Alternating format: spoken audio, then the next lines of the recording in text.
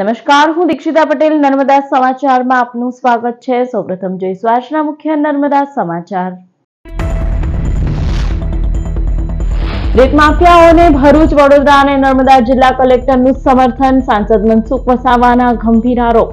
નર્મદા નદીમાં બેરોકટોક ખનનમાં તંત્ર, ખાણ ખનીજ પોલીસ અધિકારીઓ અને રાજકીય નેતાઓની મિલીભગતનો મોટો આક્ષેપ। ભરૂચ સાંસદ મનસુખ વસાવાએ પોતાના સોશિયલ મીડિયા ઉપર મૂકેલી પોસ્ટ। રાજ્ય સ્તરની ટીમ બનાવી બેફામ ખનન રોકવા મુખ્યમંત્રીને પત્ર લખી મનસુખ વસાવા કરશે રજૂઆત। અંકલેશ્વર બી ડિવિઝન પોલીસે કારમાંથી એમડી ડ્રગ્સનો જથ્થો ઝડપી પાડ્યો। ઝઘડિયાના રાજપાડી ખાતે રહેતા 3 આરોપીઓની પોલીસે કરી ધરપકડ। ભાડભૂત બેરેજ ડાબા કાંઠાના જમીન ગુમાવનાર 6 ગામના ખેડૂતોએ બેઠક યોજી। સરકારના જંત્રીના રિવાઇઝ ભાવને ખેડૂતોએ આવકારી સારું વળતર ચૂકવે તેવી આશા સેવી।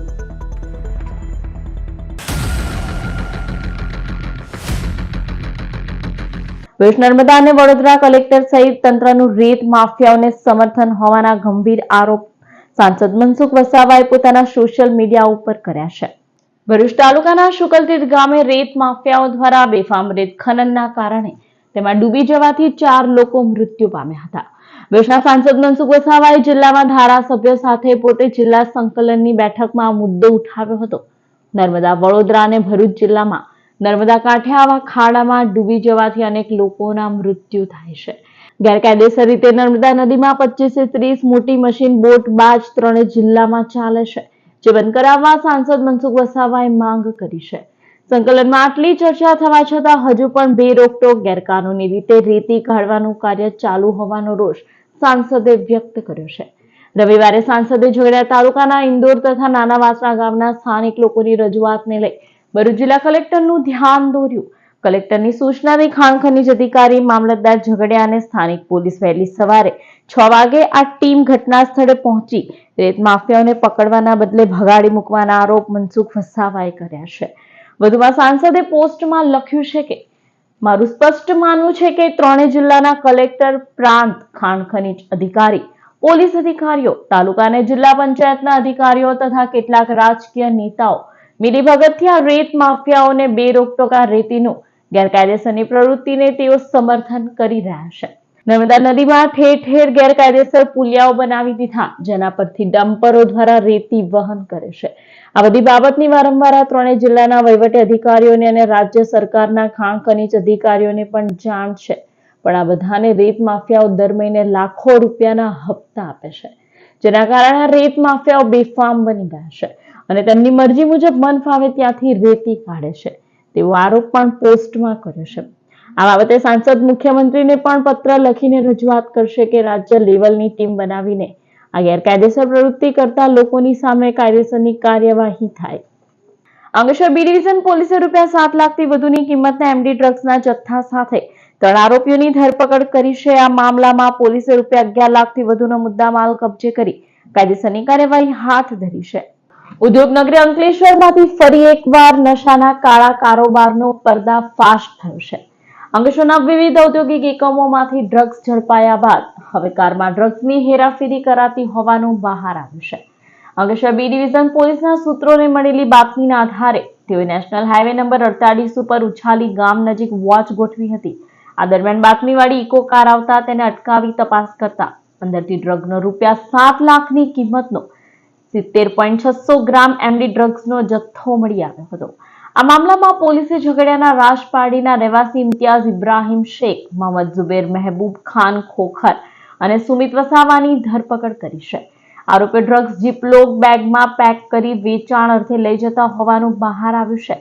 ત્યારે પોલીસે ડ્રગ્સ અને કાર મળી કુલ ₹11.47 લાખનો મુદ્દામાલ જપ્ત કરી કાયદેસરની કાર્યવાહી હાથ ધરી છે।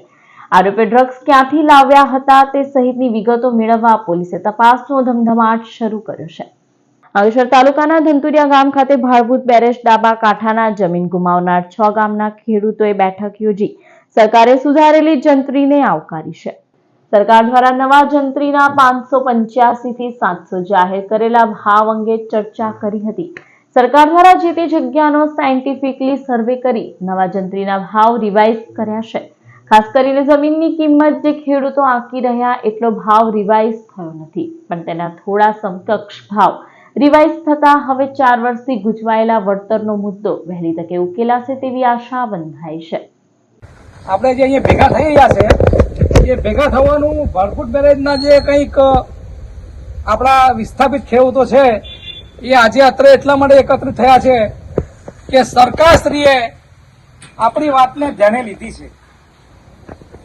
હાલમાં 2-3 દિવસ પહેલા જ સરકારશ્રીએ એક નવી જંત્રીનું જે આયોજન કરેલું છે એ આયોજનની અંદર આપણા ભરભૂત બેરેજમાં જે કોઈની જમીન જાય છે એ સિવાયના 6 ગામ, દાખલા તરીકે ધનતુરિયા, તરિયા, બોરભાટા, સરફુદ્દીન, બોરભાટા બેટ, બરાબર, શક્કરપર, એ જે બધા ગામો છે એ બધા ગામોની હાલમાં જે સરકાર દ્વારા નવી જંત્રી માટેની જે પ્રોસિજર થઈ રહી છે એમાં 585 રૂપિયા ચોરસ મીટરનો ભાવ થી લઈને 600-700 રૂપિયા સુધીનો જે ભાવ સરકારશ્રી મૂકવા માંગે છે જંત્રીનો, એને આપણે ખેડૂત તરીકે આવકારવું જોઈએ, આવકારીએ છીએ. શહેરના પશ્ચિમ વિસ્તારને લીલોતરી સમાન માનવામાં આવે છે, કારણ કે આ વિસ્તારના ગેલાણી તળાવ નજીક ઘટાદાર વૃક્ષો આવેલા છે અને વૃક્ષોના કારણે વિસ્તારમાં વિદેશી પક્ષીઓ માટે અનુકૂળ વાતાવરણ માનવામાં આવે છે. શહેરના પશ્ચિમ વિસ્તારમાં વિદેશી પક્ષીઓને અનુકૂળ વિસ્તાર માનવામાં આવે છે. ગેલાણી કુવા અને વાવ ફળિયા સહિત આજુબાજુના સમગ્ર વિસ્તારમાં હજારોની સંખ્યામાં વૃક્ષો આવેલા છે, જેના કારણે આ વિસ્તારમાં સિઝન મુજબ વિદેશી પક્ષીઓ આગમન કરતા હોય છે. વિદેશમાં દરિયામાં વસતા ગીર જેટલું ઉડાન કરી રહેલા અને પીળી ચાંચ ઢાંક તરીકે ઓળખાતા વિદેશી પક્ષી હાલ ભરૂચના મહેમાન બન્યા છે અને શહેરના ગેલાણી તળાવની આજુબાજુ રહેલા સંખ્યાબંધ વૃક્ષો ઉપર વિદેશી પક્ષીઓએ માળાઓ તૈયાર કર્યા છે. સ્થાનિક રહેવાસી હેમેન્દ્ર કોઠીવાળાએ જણાવ્યું હતું કે ઓગસ્ટ મહિનાના પ્રારંભથી વિદેશી પક્ષીઓનું આગમન થતું હોય છે અને વિદેશી પક્ષીઓ ફેબ્રુઆરીના અંત સુધીમાં માળા બનાવ્યા હોય ત્યાં વસવાટ કરી બચ્ચાઓને જન્મ આપતા હોય છે. બચ્ચાના જતન માટે વિદેશી પક્ષીઓ ખોરાકની શોધ માટે સવાર સાંજ નીકળતા હોય છે. ઉલ્લેખનીય છે કે આ પક્ષીઓની સવાર સાંજની કિલકિલાટથી આખો વિસ્તાર ગુંજતું રહે છે. ગેલાણી કુવામાં દર વર્ષની જેમ આ વખતે પણ શ્રીલંકન અને ઓસ્ટ્રેલિયન પક્ષીઓનો મેળાવડો જામી ગયો છે. ભરૂચના પશ્ચિમ વિસ્તારમાં ગેલાણી કુવા સ્થિત એક તળાવ આવેલું છે. એની આજુબાજુ જે ઝાડો છે એ આંબલીના ઝાડ છે, લીમડાના ઝાડ છે, અન્ય વૃક્ષો છે. એની પર ચોમાસાના જે બગલા પ્રજનન કરી અને બચ્ચા મોટા કરીને 4 મહિનાની ચોમાસાની સિઝન પૂરી કરી અને બીજા એક અન્ય જાતિના પક્ષીઓ ઉડી ગયા છે. ત્યારે કેબલ ધોક નામના શ્રીલંકન પક્ષીઓ લોક વાયકા મુજબ જાણવા મળ્યું છે કે એ પીળી ચાંચ મોટી અને મોટા શ્રામુખ જેવા કદ ધરાવતા આ પક્ષીઓ આવેલા છે. આપના માધ્યમથી હું જણાવું છું કે એ જોવામાં નયનરમ્ય અને સરસ રીતે એમનું પોતાનું પ્રજનન કરી અને તેઓ પણ જ્યારે ચોમાસાને આગમન થશે ત્યારે તેઓ અહીંયાથી ઉડી જશે. ભુજના વોર્ડ નંબર 2 માં ડુંગરી પાણીની ટાંકી ઓવરફ્લો થતા હજારો લીટર પાણી સાથે વીજળીનો વ્યય જોવા મળ્યો હતો. શહેરના વોર્ડ નંબર 2 માં ડુંગરી વિસ્તારમાં પાલિકાની ઓવરહેડ પાણીની ટાંકી આવેલી છે. જોકે પાણીની ટાંકી ભરાઈ જવા છતાં મોટર બંધ કરવાનું રહી જતા હજારો લીટર પાણી વિસ્તારમાં ફરી વળ્યું હતું. શિયાળાની શરૂઆતના જ વિસ્તારના માર્ગો ઉપર પણ પાણી ફરી વળતા ચોમાસા જેવો માહોલ જોવા મળ્યો હતો. કલાકો સુધી ટાંકી ઓવરફ્લો થતા હજારો લીટર પાણી સાથે વીજળીની પણ બરબાદી થઈ હતી, તો વિસ્તારના લોકોને પાણીમાંથી પસાર થવાનો પણ વારો આવ્યો હતો. આ નગરપાલિકાની બેદરકારી આ તમે જોઈ શકો છો. ડુંગરી વિસ્તારના અંદર આ પાણી રેમછેમ થઈ રહ્યું છે. આ નગરપાલિકાની હદમાં આ તમે જોઈ શકો છો કેવી બેદરકારી. આખા ડુંગરી વિસ્તારમાં પાણીનો ઘમસાણ, આ પાણીનો ઘમસાણ, આ ટાંકી ઓવરફુલ થઈ ગઈ છે. આ પાણી વેરશેર થાય છે. નગરપાલિકા જાગૃત થાય ને તો આખો પાણી જ પાણી થઈ જશે ડુંગરી વિસ્તારમાં. અંકલેશ્વર ઔદ્યોગિક વસાહતમાં આવેલા કેડિલા કંપની નજીક અજાણ્યા વાહનની અડફેટે એક વ્યક્તિનું મોત નીપજ્યું હતું. અંકલેશ્વર ઔદ્યોગિક વસાહતમાં અકસ્માતનો વધુ એક બનાવ સામે આવ્યો છે. અકસ્માતના બનાવમાં જીઆઈડીસીમાં આવેલી કેડિલા ફાર્મા કંપની નજીકથી આજે વહેલી સવારે એક વ્યક્તિ ચાલતો પસાર થઈ રહ્યો હતો. તે દરમિયાન પૂર ઝડપે જતા અજાણ્યા વાહનના ચાલકે રાહદારીને અડફેટમાં લીધો હતો, જેમાં ગંભીર ઈજાના પગલે તેનું ઘટના સ્થળે જ મોત નીપજ્યું હતું. એક તરફ અકસ્માત સર્જી અજાણ્યો વાહન ચાલક ફરાર થઈ ગયો હતો. બનાવની જાણ થતાની સાથે જ અંકલેશ્વર જીઆઈડીસી પોલીસનો કાફલો ઘટના સ્થળે દોડી આવ્યો હતો અને મૃતકના મૃતદેહને પોસ્ટમોર્ટમ ખાતે ખસેડ્યો હતો. પોલીસની પ્રાથમિક તપાસમાં મૃતક વડોદરાના રહેવાસી અફઝલ નામના ઈસમ હોવાનું બહાર આવ્યું છે. આ ઉપરાંત તે ટ્રક ચલાવતો હતો. આ મામલામાં જીઆઈડીસી પોલીસે અજાણ્યા વાહન ચાલક વિરુદ્ધ ગુનો નોંધી કાયદેસરની કાર્યવાહી હાથ ધરી છે. પાનોલી પોલીસના આલુંજ ગામે ચાલતા કતલખાના ઉપર દરોડા પાડી ગૌ માંસ સાથે આરોપીની ધરપકડ કરી હતી. અંકલેશ્વરના પાનોલી પોલીસ સ્ટેશનના પોલીસ ઇન્સ્પેક્ટર એમ દેસાઈને બાતમી મળી હતી કે આલુંજ ગામની પાછળ આવેલ બાવડી ખાંચામાં હાફેઝ આદમ જોગિયાતના બાવળિયાવાડી પડતર ખેતરની બાજુમાં આવેલા પત્તરના શેડવાળા ગભાણમાં ગૌવંશનું કટિંગ ચાલુ છે. જે બાતમીના આધારે દરોડા પાડી 140 કિલો ગૌ માંસ સહિત ₹30,850નો મુદ્દામાલ કબજે કરી આલુંજ ગામના જ આરોપી જગદીશ વસાવાની ધરપકડ કરી હતી. જ્યારે ગામમાં જ આસિફ અબ્દુલ સુલેમાન જોગિયાત અને અબ્દુલ સુલેમાન જોગિયાતને વોન્ટેડ જાહેર કરી કાયદેસરની કાર્યવાહી હાથ ધરી છે. પોલીસે આરોપીઓ વિરુદ્ધ ગુજરાત પશુ સંરક્ષણ અધિનિયમ હેઠળ ગુનો નોંધી કાયદેસરની કાર્યવાહી હાથ ધરી છે. અંકલેશ્વર શહેર પોલીસે તળાવની પાળ નજીક જુગાર રમતા 3 જુગારિયાઓને ઝડપી પાડ્યા હતા. અંકલેશ્વર ભાગોળથી ઉમરવાડા રોડ ઉપર તળાવની પાળ પાસે ખુલ્લી જગ્યામાં જુગાર ખેલાતો હોવાની પોલીસને બાતમી મળી હતી. બાતમીના આધારે દરોડા પાડતા બાવળના વૃક્ષ નીચે જુગાર રમતા 3 ખેલી ઝડપાઈ ગયા હતા. સ્થળ પરથી રોકડા 10,000 ઉપરાંત સાથે ઇલિયાસ માંકરોડ, વાસુદેવ વસાવા અને મલિંદર સિંઘની ધરપકડ કરી વધુ તપાસ અંકલેશ્વર શહેર પોલીસે હાથ ધરી હતી.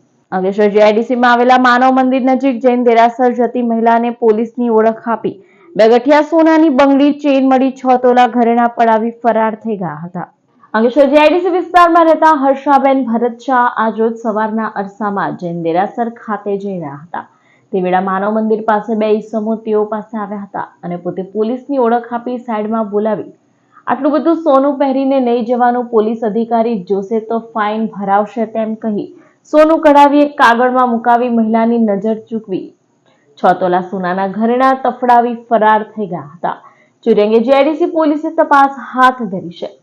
હું દેરાસર જતી હતી તો રસ્તામાં એક ભાઈ મહિલાને એવું કહે કે તમે સાઈડ પર આવો બેન, હું પોલીસ વાળો છે, આ બધું સોનું પહેરીને નહીં જવાનું ને કમિશનર સાહેબ જોવે ને તો ફાઇન ભરવી પડે.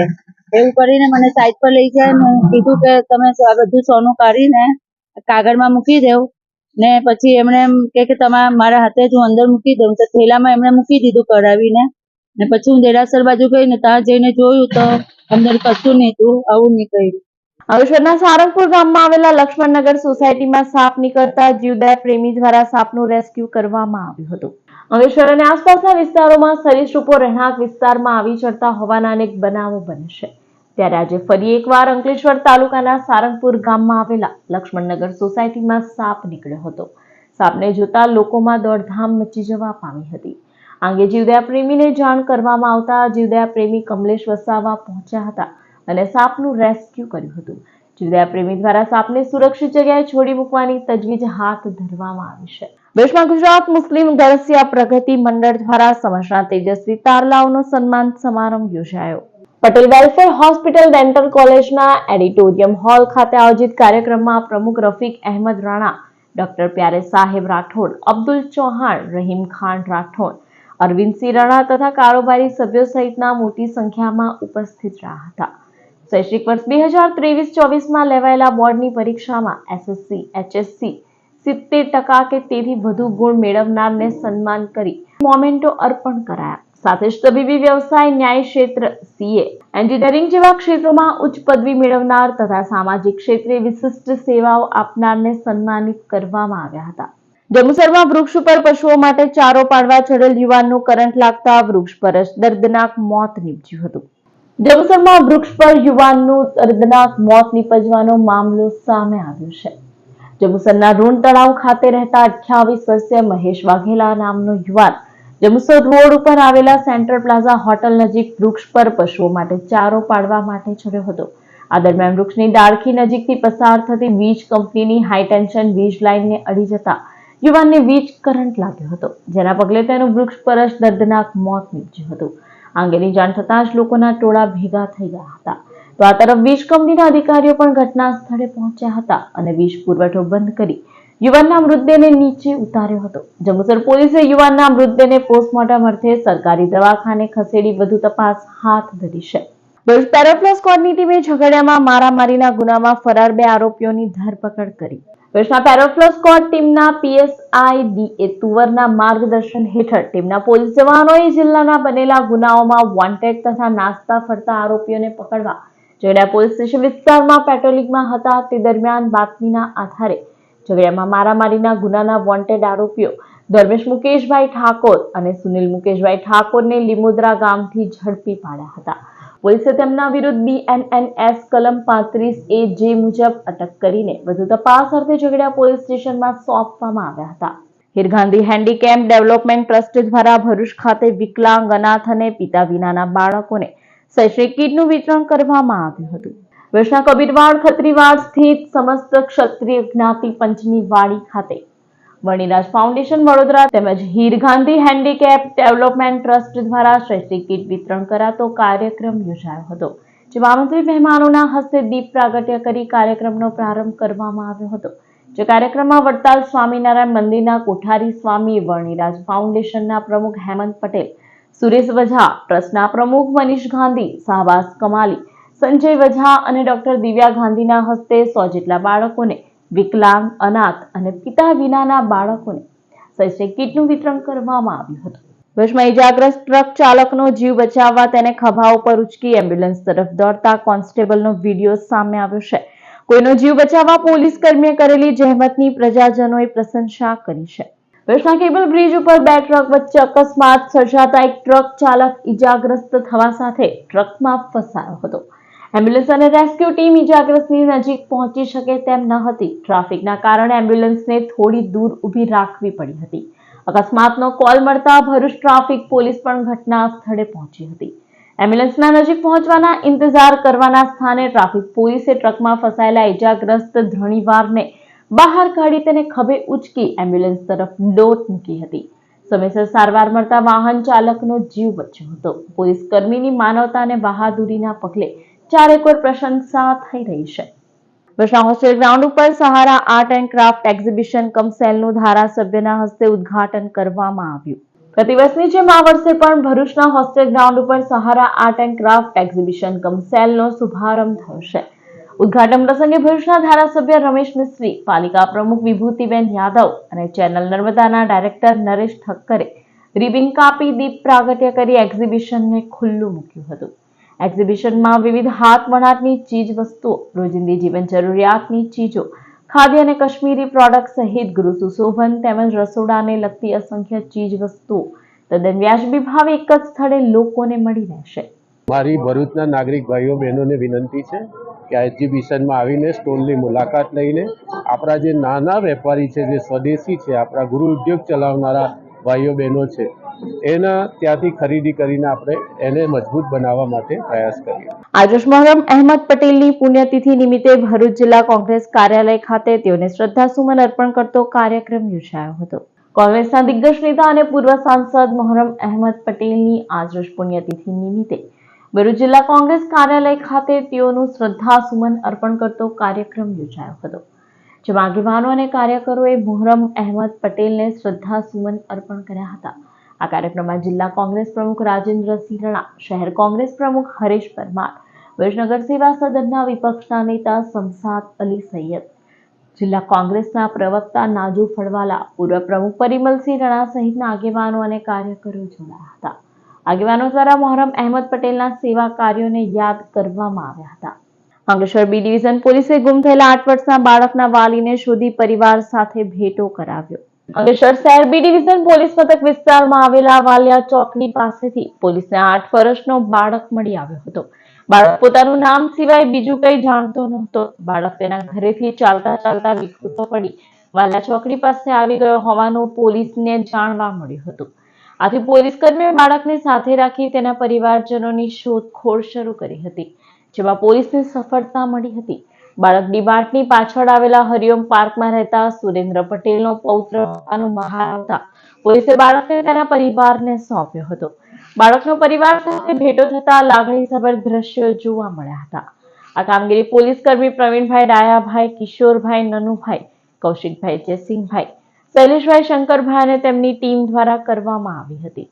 કેન્દ્ર સરકારના ફિટ ઇન્ડિયા ફિટ મીડિયા અભિયાન અંતર્ગત ભરૂચની સેવાશ્રમ હોસ્પિટલમાં આવેલા રેડક્રોસ શાખા ભવન ખાતે જિલ્લાના મીડિયા કર્મીઓ માટે વિનામૂલ્યે હેલ્થ ચેકઅપ કેમ્પ યોજાયો હતો.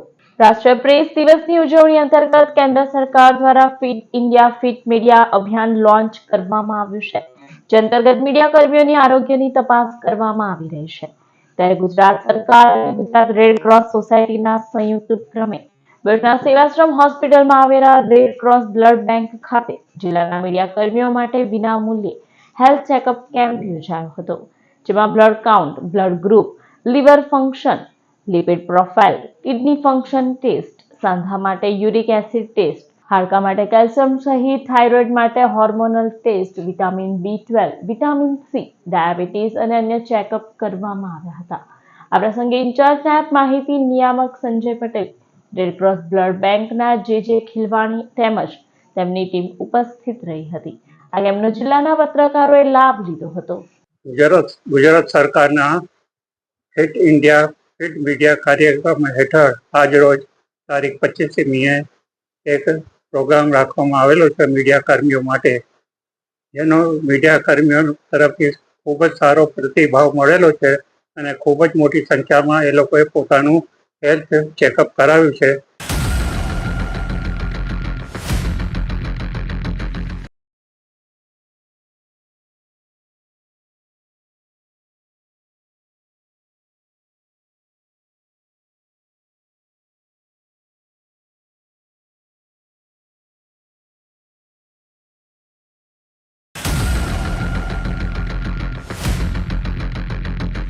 સમાચાર પૂર્ણ કરતા પહેલા એક નજર મુખ્ય સમાચાર પર.